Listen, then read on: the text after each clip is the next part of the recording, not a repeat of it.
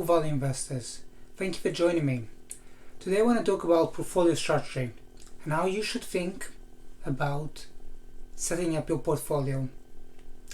So before we get started, don't forget to check out my marketplace on Seeking Alpha. It's called Deep Value Returns. I'll tell you which stocks I own and why, with balanced argument for the stocks I own. I'm looking to maximize the upside while minimizing the number of blunders that I do, because it's not so much about having a 50-50% of hit and miss. It's about having a strong return when things work out well and being honest and humble enough that when things don't work out, you don't lose a lot of capital.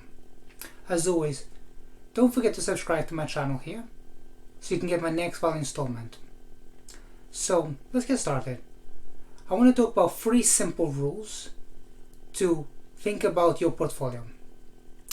Number 1, I'm going to talk about the hybrid portfolio. This is something that I've developed and this is something that I use. I think this is quite helpful.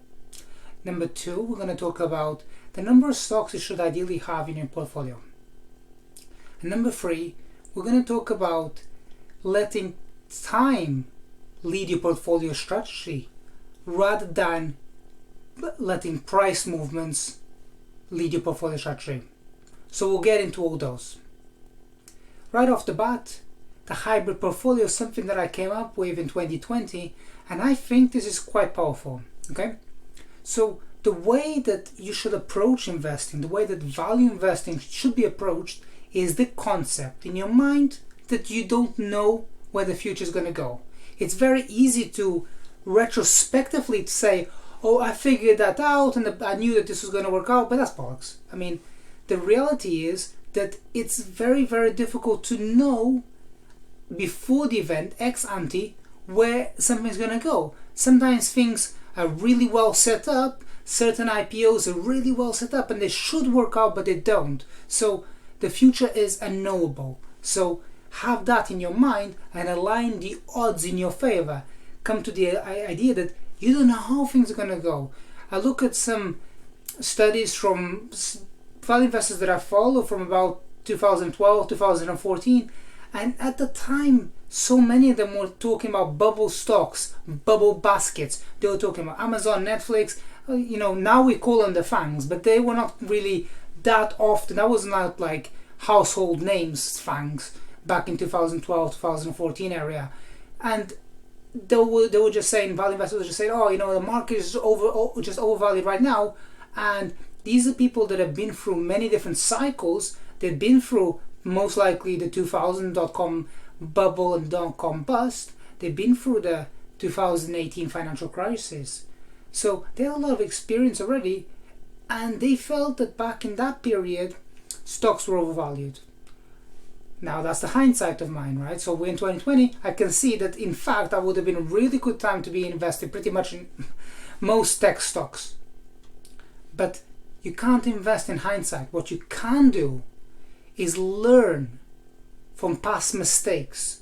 So the way that I do it in my marketplace and the way that I do it in my personal investing is that I say, okay, I don't know, but I study different sectors and being very familiar in different sectors and understanding how that specific sector is working out, you can position your portfolio to take advantage of this. That's what I call the hybrid portfolio. So by understanding, okay, for example, the ad space, right now in 2020, the back end of 2020, I know ad market is not very strong. It was worse in the April-May period. It's slightly better sequentially now looking out to Q3 and early Q4, but it's nowhere near as strong. So I know that the ad market is weak. Is that necessarily a bad investment opportunity? No, it depends on the valuation. But having exposure to certain concepts while at the same time being humble enough not to put all the eggs in one basket is what I refer to the hybrid portfolio.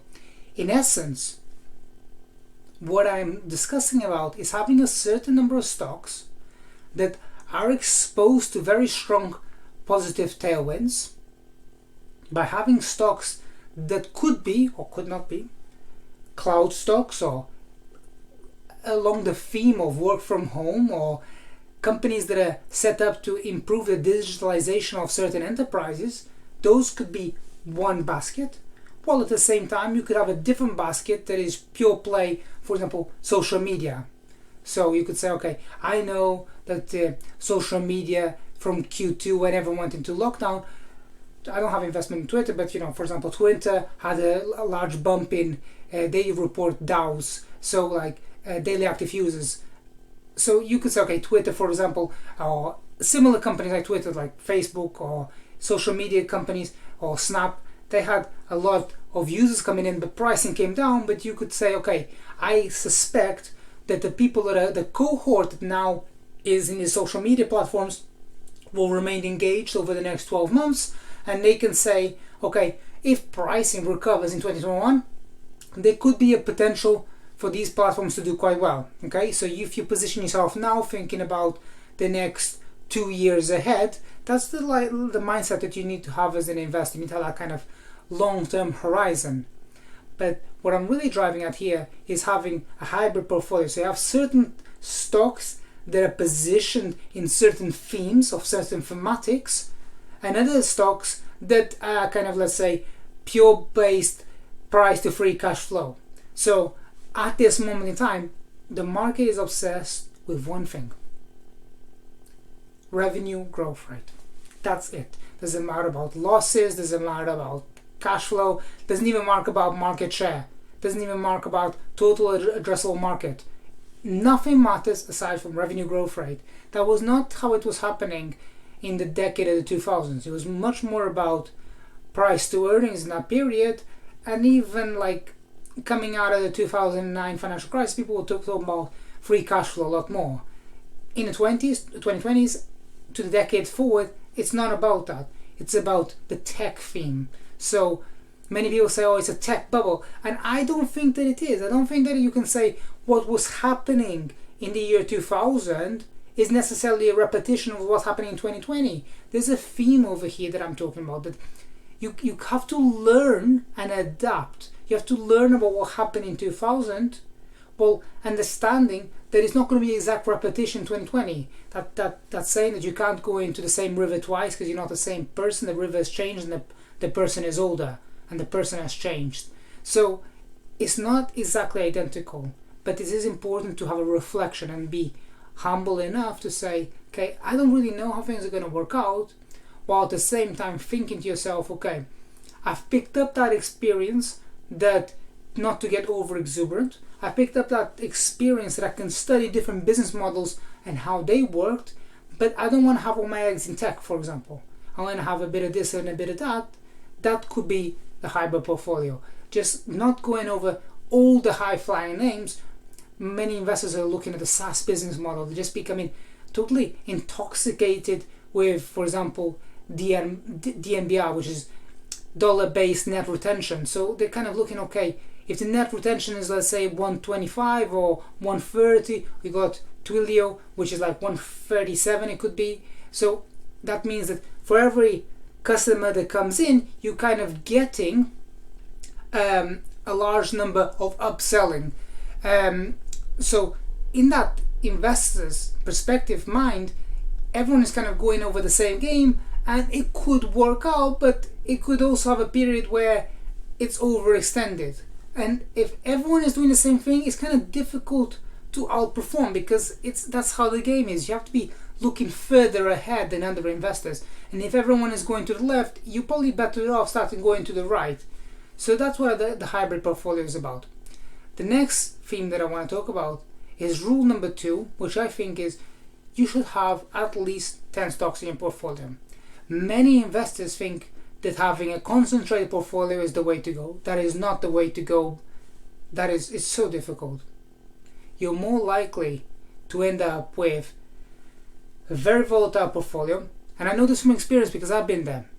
I've been with a 6-stock portfolio, and it's difficult. It's a difficult game. Even if you're doing it full time, it is very, very difficult, because when things go sour, it really just obliterates the portfolio, and you're not going to know until sometime later. And the world is getting very, very competitive. You're competing with people from Europe, you're competing with people from China, Malaysia, Latin America. It's not only, let's say, in California or in New York. It's a global game. So you have to put the odds in your favor, stack the deck in your favor. That's what Howard Marks talks about, literally hitting the tennis racket over the ball when you're playing tennis in amateur tennis. It's not about going for the ace score on every shot. It's literally just trying to outperform by small increments, just throwing the ball over the net and each stage of amateur tennis. So having a 10 stock portfolio, it kind of allows you a bit more wiggle room. Also, what I like about the 10 stock portfolio is that if you want to kind of average up on a position that's kind of working out well, you have funds that you can take away from something that isn't really working out so favorably. So I think that that's quite a strong advantage. And this leads me to rule number 3. Rule number 3. So rule number 3 is not to try to time your investment, but it's time in the investment. What I mean by that is I set up a rule-based investing. I think this is quite helpful. So write down certain rules for yourself. So I'll tell you for me, okay? One of the rules that I apply for myself is that I don't buy into any position for a second time, have to leave a 90-day space. So, because sometimes you find an idea and this is like amazing idea, okay? You think, oh, this is really great, it's undervalued.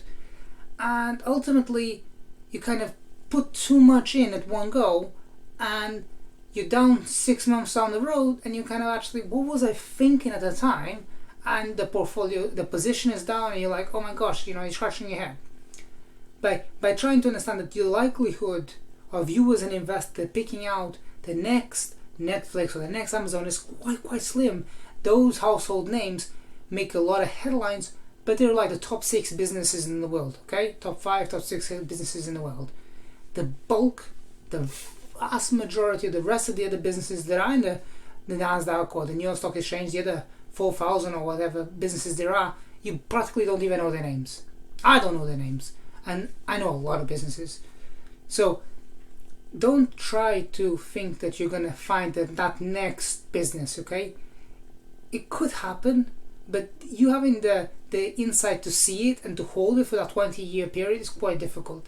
Many people do say, okay, I was invested in Alphabet or Google at the IPO, but they were also invested in like 100 other businesses that didn't work out so favorably. So they don't talk about those failures, they just talk about the one winner that they had. And it is possible that one winner can really take off for the rest of the portfolio, but the likelihood, if they're spread so thinly, that it didn't really make a big difference. So many people talk about their winners, and this is one thing that I've always tried to do. I've always talked about the investment losers to really sear it in my mind. So to elaborate further, when it comes to rule-based investing, is write down a set of rules, and one of the ones that I find quite helpful is about letting time kind of really lead the portfolio to gains. So in my mind, I'm thinking, okay, so this 90-day based window kind of gives me time to kind of think about, oh, I thought that this is going to work out, this didn't work out. And you don't really know an investment, really. You don't really know that business until you bought that first share. I say this all the time. You can think you know Apple's business model, but until you bought a share of Apple, you don't think like a business owner. You just think like a consumer. And having that one share, you kind of force into a position of learning much more about the business. And you'd be surprised about how much you learn about a business over a 90-day period. You'd be surprised, especially as the market is tanking.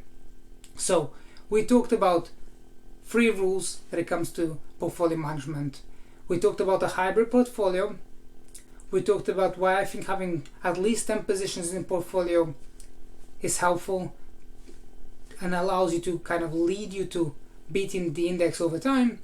And we talked about rule-based investing, letting time lead the investment rather than the price going up or price going down, or you believing that you have to make a decision, you have to take control right now because the share price is going somewhere. Let time do its thing.